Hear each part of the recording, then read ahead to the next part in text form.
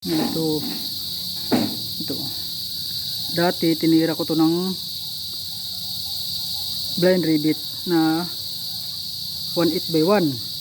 Ito. Nadubli ang trabaho kasi natatanggal. Sa katagalan napuputol pala yan. Hindi lang matagal, madali lang.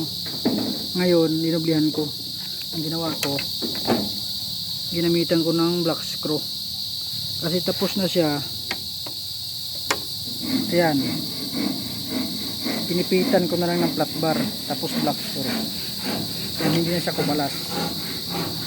Ayan o. Tapos madali na naman siya anuhin. Dito lang.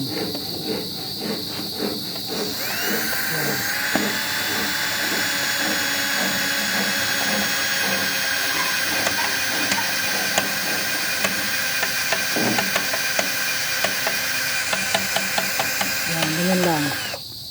Okay. Yan, inipitan ko.